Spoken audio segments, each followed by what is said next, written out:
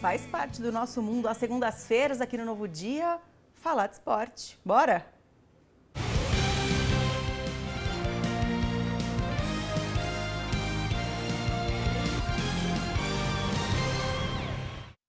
Pedro Coralha já aqui no estúdio com a gente. Tudo bem, Pedro? Boa semana, bom dia. Tudo bem, bom dia, Mar. Tudo Ótima bom? semana para você, Para nós, para obrigada. quem tá em casa. Semaninha começando e vamos falar de muito esporte. Boa. Tomara, você pediu no começo, né, que seja uma semana Leve, com boas feliz. notícias, A gente espera mesmo que seja mais uma semana. Que não é pedir muito, vai. Não é. Aquela semana beabá. Começa bem, no meio tá bem, termina excelente, não é? Boa, Aí boa. seria a receita especial, né, pra Verdade, gente. tomara. Marcelo, você gosta de chuva? Não bolinho de chuva eu sei que Bolinho você de chuva eu gosta, gosto. né? Mas de chuva em si, não muito, né? Eu gosto de cheirinho de chuva, mas só, passou. Cheirinho de terra molhada, né? Depois acabou. Sabe Bom, por quê? Porque chuva tá trazendo um monte de estrago. Tá Eu não complicado. posso nem falar que eu vou dormir até mais tarde ouvindo barulho da chuva, que eu não consigo. Rola, Então, assim, né? não tá me trazendo nenhum benefício. Olha, Marcelo, porque choveu muito ontem lá no Morumbi, em São Paulo. O que choveu, assim, vocês vão ver nas imagens daqui a pouquinho o estado do gramado, né? A gente está em época de carnaval, tem até aquele bloco dos molhados, né? Sim, A famoso torcida aqui. do Morumbi lá já fazia parte desse bloco, viu? Tava todo mundo molhado na arquibancada ontem para acompanhar o clássico entre São Paulo e Santos. Quase que São Paulo e o time alvinegro disputaram aí uma partida de biribol, então polo aquático, porque olha, realmente estava bem complicado. Empurrados pela torcida, o São Paulo jogou muito bem, você já acompanha os gols aí, apesar da situação do gramado. Caleri fez o primeiro para os donos da casa, depois o Galopo de pênalti. E esse golaço aí de Luan, de longe, chutando, e o goleirão do Santos acabou aceitando. E já no finalzinho do jogo, o time do Santos acabou descontando de pênalti, uma jogada também bem atrapalhada, aquela jogada dos trapalhões, o zagueiro recuando a bola para o goleiro, e aí... Nossa, tava chovendo muito mesmo. Chovendo muito. Olha, quando ele deu um chute na bola, vai água e O tudo. que sai de água ali, olha... E assim, o pênalti marcado para o São Paulo também foi bem por conta da água, enfim, uma situação onde o placar para o meu time foi muito bom, São Paulo 3-1, mas assim, o jogo foi bem castigado, não foi aquele jogo bonito, nada disso, mas o São Paulo conseguiu vencer, o Santos teve 2 jogadores expulsos, esse gol do Luan só saiu por conta do gramado molhado, né? E se não fosse esse gramado molhado, dificilmente essa bola teria entrado, mas aí nada disso importa, o que importa é o placar, São Paulo 3-1 neste domingão clássico Sansão. E depois agora o São Paulo ele segue líder do grupo B com 14 pontos e volta a jogar na próxima quarta-feira às 9h35 da noite contra a Inter de Limeira. Já o Santos está na última posição do grupo A com apenas 9 pontos e segue atento àquele sinal amarelo para fugir do rebaixamento. O Santos joga na próxima quinta-feira às 7h30 da noite fora de casa contra o Santo André. O Santos que vem há alguns anos já, Marcelo, lutando contra esse rebaixamento, escapando na última rodada no Paulistão, e aí essa derrota deixa mais esse alerta. Esse alerta, aquela pulga atrás da orelha, como gostam de dizer por aí, né? Esse medo da torcida santista. Aquela vozinha que fala, cuidado. Exatamente, né? Deve ser uma baita pressão também, Nossa, não, super complicado. A situação do Santos não tá nada fácil. Para quem tá tudo bem, tudo tranquilo, é o Palmeiras. De novo? Não, tá tranquilaço, tá voando, né?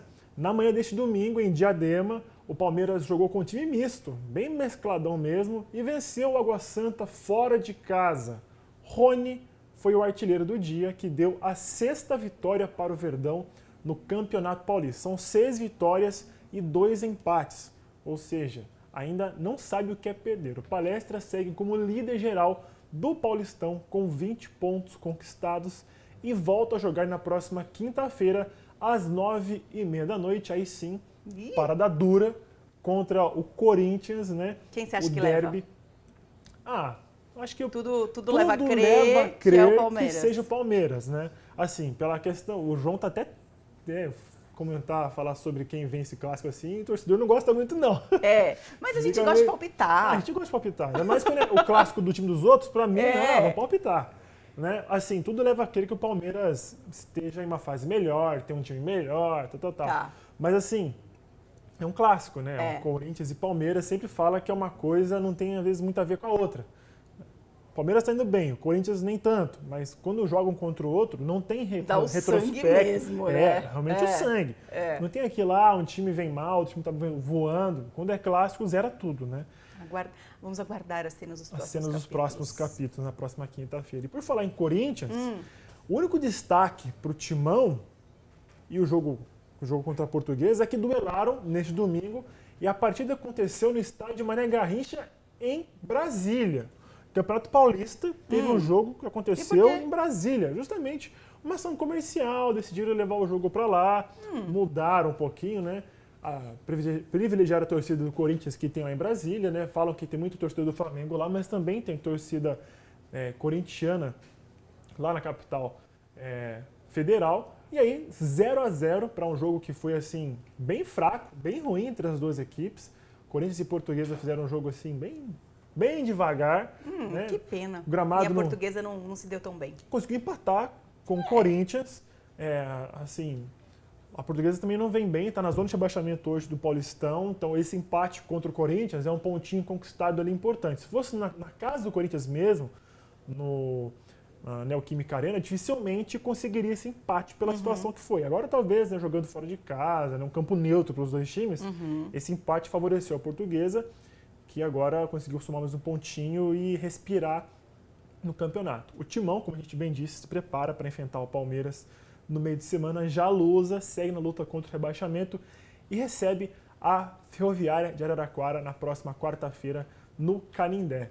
Né? A Portuguesa aí brigando contra o rebaixamento e o Corinthians agora se prepara para enfrentar o Palmeiras no meio de semana também, aquele jogo que para tudo, né? Palmeiras. Você sabe que teve uma vez, eu não me lembro exatamente o ano, mas eu me lembro do dia, assim, meu pai, torcedor da Lusa, meu marido, torcedor do Corinthians. Olha só. E aí teve um dia que a gente estava em São Paulo, na casa dos meus pais, e era um jogo de Portuguesa e Corinthians.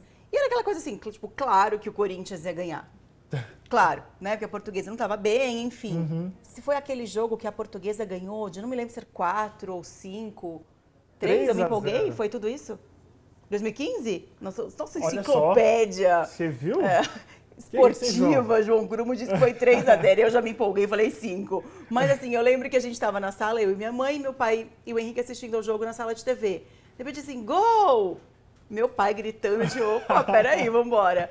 Na sequência, meu pai de novo, gol! E o Henrique quieto, assim, assistindo. Agora, você imagina juntar um torcedor da Lusa e um torcedor do Corinthians no mesmo dia, ainda Portuguesa ganhando de uma forma inesperada. 3-0. Segundo João Cruz. Eu achei que fosse tipo 8-0. Não, brincadeira. mas, pô, 3-0. Era um placar assim. Surpreendente. Pra clássico, né? É muita coisa 3-0 já. Não é? Já é muita coisa. É mais da Lusa vencendo o Corinthians. Na casa de um torcedor da Lusa. Imagina quanto que um corintiano. Ainda mais do sogro. Imagina se o Henrique, como é que ficou. Nossa. Mas ele é um torcedor consciente, sabia? Ele é um torcedor mais tranquilo. Ele assim, porque jogou mal mesmo, não sei o que. Entendi. Mas também tava na casa do sogro, né? Ele não ia crescer. Nem se fosse 5-0 Corinthians, ele não ia palpitar, né? Eu sei que o meu sogro também é corintiano. Então você conhece minha sogra é corintiana, eu passo por isso. Ainda mais São Paulo, que eu não ganho do Corinthians há um bom tempo já, assim, na casa deles, né? Então, eu sofro bastante com isso também, Mar. Aqui na nossa região, a situação ficou um pouquinho diferente. Pela Série A2, o Taubaté recebeu o Juventus e o Joaquinzão foi palco, sim, de um grande jogo. Romarinho, não aquele ex-Corinthians, mas o que está no Taubaté, abriu o placar para o Burrão aos 8 minutos. O Juventus não sentiu o golpe e empatou o jogo com o gol de Gilberto Alemão aos 29, 28 minutos ali do primeiro tempo. E a virada também veio no primeiro tempo. Adilson Goiano virou para o moleque travesso aos 38 minutos da primeira etapa. Pouco depois, aos 40 minutos, Romarinho, mais uma vez, marcou o segundo dele e empatou a partida. Porém, logo no início do segundo tempo, ali aos 11 minutos, Bruno Moraes, de pênalti, fez o terceiro do moleque travesso e garantiu a vitória dos visitantes. Com o resultado, o Taubaté permanece com 11 pontos, e cai aí sim para a 8ª posição da Série A2, ainda na zona de classificação para a segunda fase. Já o Juventus chega a 13 pontos e pula para a 6ª posição. O Taubaté volta a campo na próxima quarta-feira, às 8 horas da noite, contra o Velo Clube de Rio Claro. Um jogo muito difícil. Já o Juventus joga no mesmo dia, mas às 3 da tarde, quando recebe o Oeste, lá na Rua Javari. O Taubaté que vinha se recuperando, vencendo, recebeu o Juventus. E aí dizem que o apelido do Juventus é moleque travesso porque ele gosta de aprontar. E aprontou na casa do Taubaté 3-2 de virada. Jogo de viradas, né? Sim. O Taubaté fez na frente, o Juventus virou, aí o Taubaté empatou e o Juventus virou para cima do Taubaté de novo. Então o Taubaté tenta aí lamber as feridas, né, do burro para, né? Quem sabe se recuperar na competição aí. Jogo difícil quarta-feira. Tomara que dê certo. Contra o Velo Clube fora de casa. Jogo muito difícil mesmo. Agora, mudando de esporte, realmente um final de semana um pouco complicado para os times aqui da região. Agora no vôlei. O Farmacon de Vôlei São José viajou até Minas Gerais para enfrentar nada mais, nada menos do que o líder da Superliga, o Sada Cruzeiro, e voltou para casa derrotado por 3-0 com as parciais de 25-19, 25-18. E aí deu gás naquele último set para tentar levar para mais sets para frente, porém não deu 29-27 para o Cruzeiro. Não foi uma partida equilibrada, né? Não pelo foi, placar. não A gente foi, vê que o Cruzeiro amassou realmente o São José. é uma equipe extremamente tradicional, né? Muito, o Cruzeiro é muito forte. Muito forte. Ele não é o líder à toa, né? Sim. É um time com maior investimento, é um time com muita tradição, mais títulos nacionais hoje. Então, assim, o São José ali está começando um projeto, né? 2, 3 anos agora, então está se estabelecendo. Sim. O Cruzeiro já é um time consolidado, campeão aí mundial, enfim. Não que o São José tenha que se sentir menor por isso, porque vai enfrentar um time muito mais estruturado ou mais tradicional. Não é isso, não é passar pano. Mas a gente tem que reconhecer também algumas diferenças que fazem a diferença no placar. Né? É que no futebol, muitas vezes tem surpresas no futebol, né? No vôlei já é um pouco mais difícil ter surpresas. Então, quando um time é mais forte, ou mais estruturado que o outro, é difícil ter uma surpresa. No futebol acontece mais. No vôlei, geralmente, um time mais forte, ele vai vencer. Normalmente vence. Tomara que o São José consiga surpreender positivamente. A nossa torcida é para que isso aconteça, que vocês tenham cada vez mais força, cada vez mais garra, porque competência a gente sabe que vocês têm. Então, Exatamente. que a gente consiga ver esse resultado aí brilhando nas próximas partidas. Vai dar tudo certo. Vai, com tudo vai dar certo. O São José joga na próxima quinta-feira, às 7h30, aqui em São José dos Campos, contra o Araguari Vôlei. Você já sabe, entrada gratuita. Entra nas redes sociais lá do Farmacon de Vôlei São José, garante seu ingresso e vai torcer para o time aqui da cidade. E para fechar, Marcela, a gente sabe o que mais rolou nesse final de semana? O quê? O Vale Viver o Verão, lá em Ilha Bela. Bombou na ilha, várias modalidades esportivas, né? Muita coisa, eu gosto muito disso. Muito bom. No sábado, a bola subiu para o basquete 3x3 na ilha mais bonita do Brasil. Mais de 500 atletas se enfrentaram no ginásio Oscar Schmidt. Dessa vez, quem levou a melhor foi o time de Caraguá, que ganhou na categoria adulto masculino, e também os times de São Sebastião, nas categorias Sub-16 masculino e no Sub-15 feminino.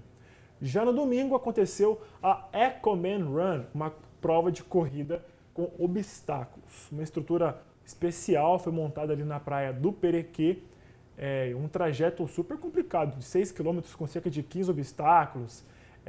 E foi tudo dividido para a categoria entre atletas de elite e alta performance e também o Open, né? Você chegava lá, se inscrevia e participava. Mais de 600 pessoas de diferentes cidades do estado de São Paulo, do Brasil, participaram da corrida. São diversos obstáculos durante o percurso, como argolas, rastejo embaixo de arame, carregar saco com peso, escalar muro, subir corda, entre muitas outras coisas que os obstáculos vão aparecendo ao longo de toda a trilha, né? Então, você que não pôde participar, tem até o dia 20 de fevereiro para ir lá na ilha mais bonita do Brasil e conferir o Vale Viver o Verão lá em Ilha Bela, Marcela. Tá demais. Não, Muito tá obrigada, espetacular. viu? Tá espetacular. Segunda-feira te encontro. Estamos de volta aqui. Fechou. Combinado. Combinado? Beijo, boa Beijão. semana. Beijão, Obrigada. gente.